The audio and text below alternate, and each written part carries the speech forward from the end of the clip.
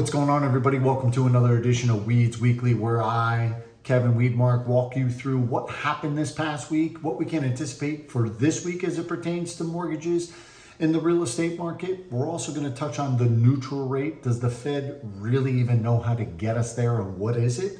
And then lastly, we're going to talk about less just might be best. So let's just dive into what happened last week. And once again, it was a great reminder that inflation is boss. We had the CPI and PPI numbers come out. Core CPI was higher than anticipated. And once again, it just keeps ringing the alarm to traders that long-term inflation is a concern. You couple that with the incoming administration where they're talking about tariffs and things of that nature. And again, you just have a recipe for interest rates to remain higher at this point, if not move higher as we head into the holidays. Unfortunately, that's just the way it is. And this past week did not do anything to quell those anticipated moves. The other thing that we saw is, once again, the Fed continues to change its mind. I mean, I would think that probably in the last 15, 16 months, the Fed has changed its mind probably about 8 times. And what do I mean by that? They've just changed their wording, their vernacular. Oh, if you recall last year, once we came out of October, the highest interest rates that we saw in 2 decades from when I came into the business in 2000, they were indicating inflation is on the decline. We're going to be able to do this many interest rates cuts in 2024. Here's where we think the Fed funds rate would be, only to see that change over and over again. And we saw that again last week. If you look at where they were thinking in September, and once again, I think all divisions of the government are political. They were saying, hey, we're well in the trajectory. We have a labor market that's under stress. We need to be aggressive with our interest rate cut. They cut the Fed funds rate 0.5 point. And as the time went on, the labor market wasn't under as much duress as anticipated. Long-term inflation now was a major concern to traders. And what did it do? It sent rates higher. So once again, if I look at it, the Fed this week just came out now and said, well, maybe we do not have to be as aggressive with the rate cuts that we anticipated. They had indicated 8 for this coming year in 2025. And now that has already been pushed back to 4. Now, it still indicates that we're going to be a whole percentage point lower on the Fed funds rate. But once again, it just goes clearly to indicate that the Fed, as well as traders, as well as the rest of us, really don't have a clue. And we're all trying to meander through this together as we're seeing the lag effect of all the interest rate hikes that the Fed has done, and now trying to anticipate of what the cuts will do. The other thing is consumers just don't seem to care. They are completely unfazed. However, the big underlying thing that I see is we as Americans are using our credit cards at an alarming rate. If I look at the article, we have now racked up our credit card debt, hitting a record of $1.14 trillion. At some point, this is going to have to come to a head, right? Everyone is feeling better. Everyone is feeling rich as we've seen the stock market increase over the last 5 years. Crypto is on fire, things like that. But at the end of the day, debt needs to be paid, which brings you right to full circle of what traders are looking at from long term with regards to also the federal deficit. So as we move into this week, survey says, that's what we have coming at us this week. We do not have much data that's going to be coming. We have a manufacturing survey as well as a services survey. I think we're going to see much more of the same. Manufacturing is lacking a little bit. I think services continues to move along. As we can see, consumers do not mind spending money. So the services side is going to continue to outperform and be above that 50-point mark. And I think manufacturing continues to struggle and be below that 50-point mark. It's kind of in that same bubble. So I do not expect that to be anything of a market mover this week. And also, we're going to see existing home sales numbers come out. And if you recall, historically, 9 out of the last 11 presidential elections, the month prior has seen real estate numbers decrease by 15%.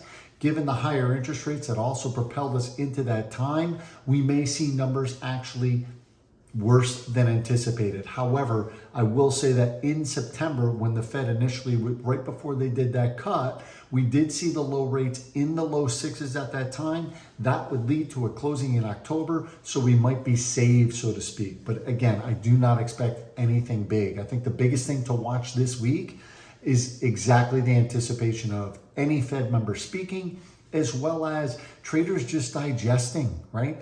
They continuously look at the cabinet picks. They continuously try to predict what the current administration is going to do. They're continuously trying to look at long-term inflation. What does it mean? What do potential tariffs mean? And so on and so forth. Trying to gauge where the Fed is going, and are there any is there any data set that they haven't already seen or that they haven't analyzed enough to move that needle? So what is the neutral rate? So the neutral rate, by definition, and let me just not screw it up, it's the interest rate that neither stimulates nor slows the economy. It's the sweet spot where growth and inflation sit in balance, right? And it's really what the Fed has been trying to achieve, which they're referring to as a soft landing. But at the end of the day, does the Fed really know where that number is? Now, they indicate that they want to show and have long-term inflation down around the 2% mark, but is that necessarily where it needs to be in order for us to feel that we are in our neutral zone, where we are kind of moving along, like I just indicated, where inflation is in balance, but we're also seeing growth? I think right now we're trying to figure out where that is, and every move that the Fed makes, you've got to remember, has a lag effect. So therefore, no one really knows if what the Fed is doing and when they're making those cuts, what effect that is going to have on a long-term inflation. So therefore, the fear sending interest rates up and the 10-year Treasury market up. And on the other side, well, maybe they're making the right moves. Maybe now we see some growth. Maybe with this new administration coming in and with the release of regulations, we're going to see now GDP double. And we're also going to see maybe more job growth. But if we can bring inflation down by reducing the federal deficit, there's a lot of what ifs. So the neutral rate, it's just something of discussion. I thought it was a great thing to just kind of bring up that, look, there's a lot of talk about it on Wall Street. There's a lot of talk about it by traders. There's a lot of traders that are trying to figure out what it exactly is. But at the end of the day, I believe no one really knows what it is. The only thing that we can prepare for is that, look, the Fed had indicated 8 potential decreases to the Fed funds rate in 2025, and now we're down to 4. So we need to deal in the reality world that, hey, interest rates may not be coming down as fast as we anticipated in 2025. So therefore, we need to adjust our business accordingly, right? We need to be talking to our clients, educating them a little bit about what is coming down the pipe, not giving them that fairy tale that we had a lot of agents out there, a lot of people in the business saying, hey, in 6 months, a year, you're going to be able to refinance. That never came to fruition. I'm thankful that I wasn't one of those people. And hopefully a bunch of you that were listening were not them either, because again, trying to call those clients back, make those touches, knowing that you were clearly wrong, to try and steer them in the right direction now could be hard to do. But again, if you go by the facts, and you can clearly see that the projected rate next year is 3.75 to 4. We're currently sitting at 4.5 to 4.75. I think that ticks up a little bit.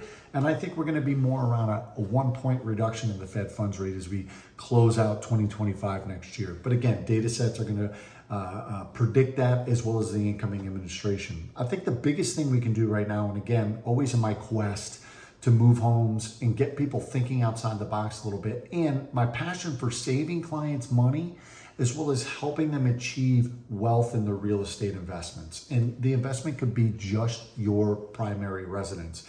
So less might be best. So I thought it was a good idea. You know, I have so many people that will call me and say, well, I just don't have the 20%, or I have the 20%. I think I want to put that down. And then I can take them down a different rabbit hole. And what do I mean by that? Look, we're in an environment right now where we're in a rate reduction environment. And depending on the part of the country that you're in, and all the way down to zip codes, remember that real estate is a very local environment, right? It's not national.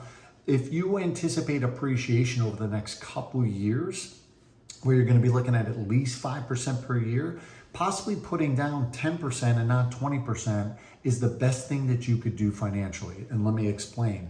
By putting down the 10%, yes, you're going to have PMI.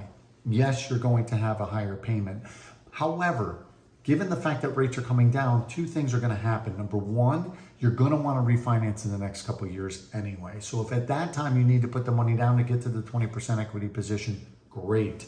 The second thing, again, we talked about appreciation. Depending on where you are in the country, depending on all the way down to a zip code. Look, you may be in a city, just like we are sitting here, as I'm sitting here in Austin, Texas. I can tell you right now, not every subcategory or every zip code in Austin, Texas is seeing a depreciation or is seeing appreciation. And that's going to happen in the next couple of years unfolding. So you need to get with your professional to know exactly what it is. But again, if you fall into this category, it's a great idea of only putting down 10%. So I took, for example, a loan amount, a purchase price of $500,000. And if you were to put down 10%, that's 100 grand. And if you were to put down 20%, that's 100 grand. And if you're putting down 5%, that's 10 grand. And here's the benefits, it's 50,000, I'm sorry, for the 10%. By putting down the 10%, you now have at your disposal that $50,000.